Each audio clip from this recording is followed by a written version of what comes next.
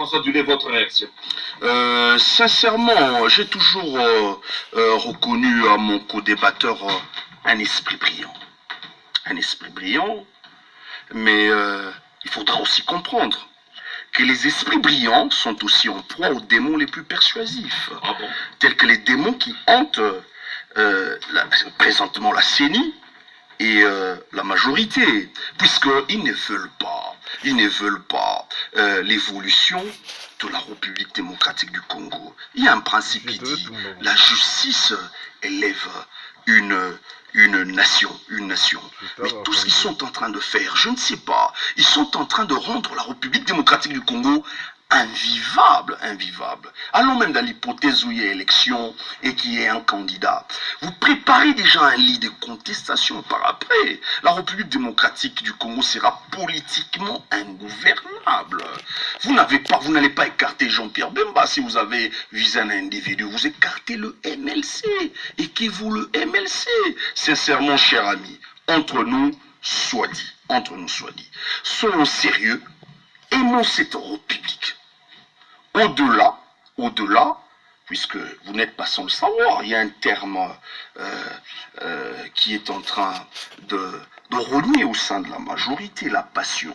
Donc au-delà de nos passions, puisque nos amis sont des gens de la passion, des gens passionnés.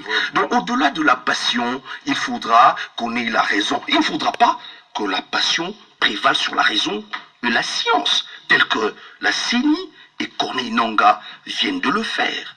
Je viens de démontrer ici, sur ce plateau, les incongruités, les incohérences que recèle la décision de la CENI. Cher ami, il vient de soulever un point. Sincèrement, j'aurais bien voulu ne pas parler des autres candidats, mais malheureusement, puisqu'ils ont fait leur histoire à la hâte, leur histoire a été mal boutiquée.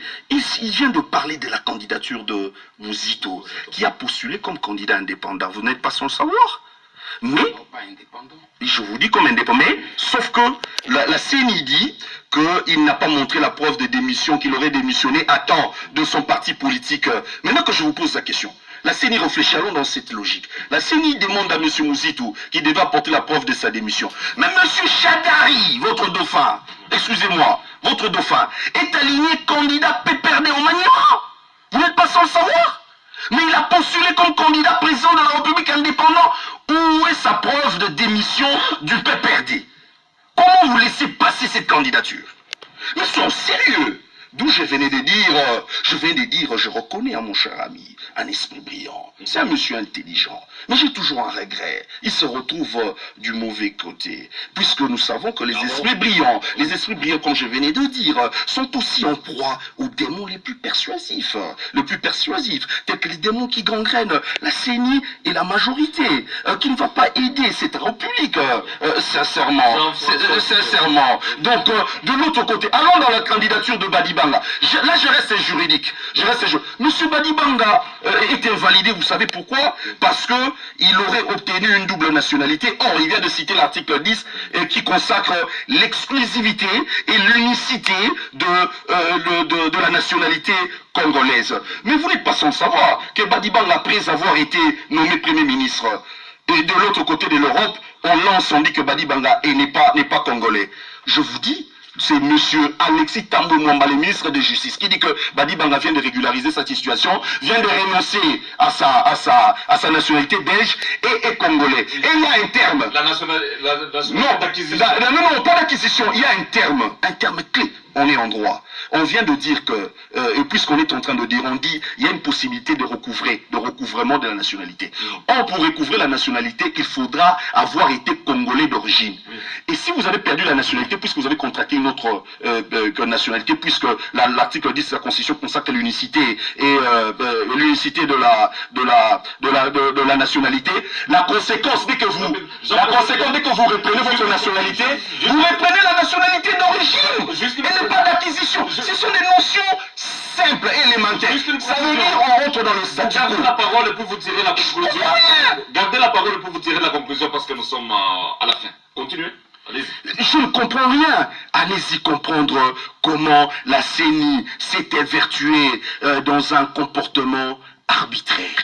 Ce qui s'est passé avec la CENI, c'est de l'arbitraire pur et simple. Or, il y a un principe qui dit la doctrine de la non-résistance contre l'arbitraire et l'oppression est servile, destructrice du bien et du bonheur de l'humanité, en l'occurrence de la République démocratique du Congo. La CENI est en train de détruire l'avenir de la République démocratique du Congo. Pour conclure, chers téléspectateurs, nous avons eu à brosser, je viens de démontrer et de recéler ici, de déceler les failles qu'il y a eu dans la décision de la CENI, que le sénateur Jean-Pierre Bemba était éligible au stade actuel des choses de par la Constitution et la loi électorale. Il répond à tous les critères, à toutes les conditions d'éligibilité. Mais malheureusement, la CENI, telle que instrumentée avec son président, ont eu à déclarer cette candidature irrecevable. Mais le MLC, nous nous sommes déjà arrangés en ordre utile, mais le président, en sortant de la CPI en homme pacifique, que je ne comprends pas pour l'instant, a eu à donner l'ordre qu'on aille à la Cour constitutionnelle pour que la loi, puisque la loi prévoit une voie de recours. En tant qu'avocat, je crois en cette cour. Mais malheureusement, la population, peut-être que vous êtes là, vous ne croyez pas en cette cour. J'aimerais que cette cour me donne raison et vous donne tort en disant le droit, puisque la Constitution, les dispositions motivales, les dispositions préambulaires de la Constitution consacrent, je chute déjà, l'inclusivité. Ce sont les mots, c'est l'une des raisons qui ont eu à amener le mot que nous avons tant décrié, la guerre en République démocratique du Congo de 96 en 2003, puisqu'on sentait qu'il y avait une portion de la population congolaise, des citoyens congolais, qui était exclue de la gestion de la ressource publique. Et le pouvoir est un service. Le pouvoir n'est pas un privilège. Et le pouvoir n'est pas un droit que la majorité et la CENI mettent l'eau dans leur vin. Merci bien, maître pour l'intérêt de la République. Merci bien, maître Jean-François Dulé. J'aime votre façon de mettre à mouvement le plateau et puis la